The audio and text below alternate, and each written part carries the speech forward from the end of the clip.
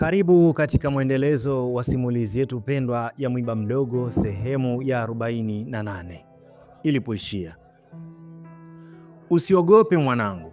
Sema chochote, jisikie kama upo kwa shoga ya mama yako.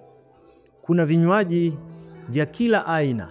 Sema unataka whisky, pombe kali, juisi, soda, sema tu. Furaha iliyokuwa imetawala usoni kwake ilionyesha akifurahia utajiri uliopatikana kupitia uhai wa mama yangu. Hujanijibu. Nina imani mama yangu mpaka anakufa ulikuwa kazini. Hapana, nilikuwa nipo likizo, ndio nikasikia amefariki. Hivi unafikiri mama yangu kipi kilimuua? Kwa kweli ugonjwa wake ulikuwa wa ajabu sana. Hata madaktari hawajui ulitokana na nini. Nasikia kuna muuguzi mmoja alitumiwa na wabaya wa mama yangu kumdunga sindano ya sumu. Sema glasi ya maji aliyokuwa ameishikilia mkononi ilimponyoka. Nasikia kuna muuguzi mmoja alitumiwa na wabaya wa mama yangu kumdunga sindano ya sumu. Nilirudia tena kauli yangu. Atakuwa nani? Nasikia aliomba likizo muda mfupi kabla ya kifo cha mama. Atakuwa nani huyu mtu asiye na ubinadamu? Hafai kuwa kwenye kundi la binadamu. Eti mama, ni muuguzi gani aliyeomba likizo kabla ya kifo cha mama? Pia nasikia alisimamishwa kazi akiwa hayupo kazini. Kwa kweli simjui. Sasa mwanangu, nataka kutoka, kuna kikao muhimu na kwenda kukutana na watu muhimu. Utaondokaje nikiwa mgeni wako, mtoto wa marehemu shoga yako? Nina mambo muhimu sana, naomba tuonane siku nyingine. Mbona nasikia wewe unajua sababu ya kifo cha mama yangu? Niko hapa kupata ukweli. Kwa kweli sijui kitu. Mama yako amefariki, mimi sipo kazini. Una watoto wangapi? Nilikuwa ninaye mmoja ambaye kwa mapenzi ya Mungu hatupo naye tena. Pole sana. Asante mwanangu. Yaani leo umechubua donda langu. Alipofikia hapo akaanza kulia. Pamoja na uchungu wa kuhusika kwenye maumivu na mateso mpaka kifo cha mama yangu, na muda ule alikuwa akielea kwenye wingu la utajiri. Nilimsogelea na kumbembeleza taratibu kwa kumpapasa mgongoni. Pole sana. Kwani kifo kilitokana na nini? Nilimtega kwa swali elekezi. Ajali. Mwanangu wa kuomba hata maji. Hebu fikiria utajiri huu utaufaidi nani? Nami nilikuwa na mtoto mmoja kama roho. Pole mama yangu, kazi ya Mungu haina makosa. Yaani Mungu hana huruma. Kuna watu wana mitoto kama kituo cha kulelea yatima, hachukui hata mmoja. Mimi mmoja kama mboni, unamchukua?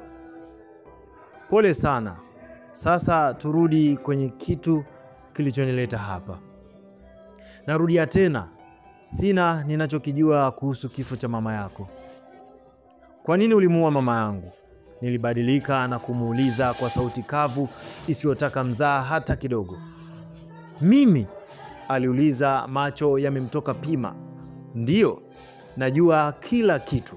Ulimuua mama yangu kwa tamaa ya pesa, kwa kumdunga sindano ya sumu ambayo iliuteketeza uhai wake taratibu kwa mateso mazito. Nisamehe mwanangu, si kwa kusudio langu, bali kuna watu walikuja na kunitishia kama nisingewakubalia basi wangeniua mimi. Kwa hiyo uhai wako ni muhimu kuliko uhai wa mama yangu? Hapana. Mimi nilikuwa tayari kufa kuliko kumuua mama yako baada ya kuonyesha msimamo wa kukataa kumdunga sindano ya sumu. Walimteka mwanangu wa pekee. Kwa kweli nilijikuta kwenye wakati mgumu sana. Nilikubali kufanikisha zoezi lao kisha nitafute dawa ya kutoa sumu. Ulifanya hivyo?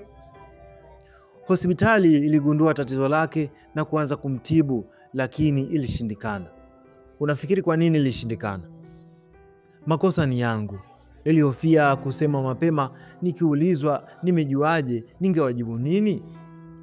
Kwa hiyo baada ya kupewa pesa, ukaona tamu na kumwacha mama yangu ateseke mpaka kufa. Nisamehe mwanangu, sikupanga kuondoa uhai mama yako mwanzoni kabisa. Nilipowakatalia, waliniteka familia yangu na kuelezwa kuwa nisipotii basi ningepotezewa familia yangu kwa kuichoma moto, kisha wangenimalizia na mimi. Kwa hiyo wewe ndiye muuaji mkuu wa mama yangu? Hapana mwanangu, mama yako nilikuwa nampenda sana. Baada ya kifo cha mama yangu na kugundulika wewe muhusika, nini kilifanyika? Nilikamatwa na kuwekwa ndani, pia kufukuzwa kazi kama ulivyosema mwanzo. Unafikiri hukumu uliopewa ililingana na ulichokifanya, kitendo cha mauaji ya kukusudia? Hapana. Hukumu ya muuaji ni nini?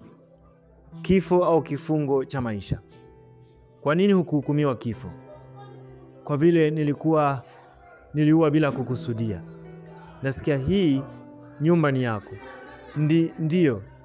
Nasikia siku za nyuma ulikuwa umepanga kwenye nyumba hii ambayo ilikuwa ya miti, ambayo ulinunua na kujenga nyumba ya kisasa baada ya kupewa malipo manono ya kufanikisha kumuua mama yangu. Ni kweli? Hapana. Pesa za kujengea nyumba umezitoa wapi? Ni zangu. Sawa, ni zako. Umezitoa wapi? Nilikueleza tuliuza mashamba ya familia. Si kweli. Najua vizuri siri yako. Unasema hukudhamiria kumuua mama yangu, lakini baada ya kazi umelipwa pesa na kuzipokea, kisha kuyabadilisha maisha yako kuishi kama peponi kwa kuondoa uhai wa mama yangu. Uongo? Hapana. Niambie ukweli. Umelipwa kiasi gani? Najua pesa ya kuondoa uhai wa mama yangu ulipewa milioni 20, na baada ya kufukuzwa kazi uliitwa na kupewa asante. Najua ni kiasi gani ulichopewa. Nataka ukiri kwa mdomo wako, ulipewa kiasi gani? Unaweza kufuatilia hadithi hii kupitia tovuti ya Mwananchi na Mwananchi Digital kwenye mtandao wa YouTube. Endelea kufuatilia, itaendelea tena siku inayofuata. Mimi ni Jesse Tunuka. Hadithi hii imetungwa na Ali Mbeto.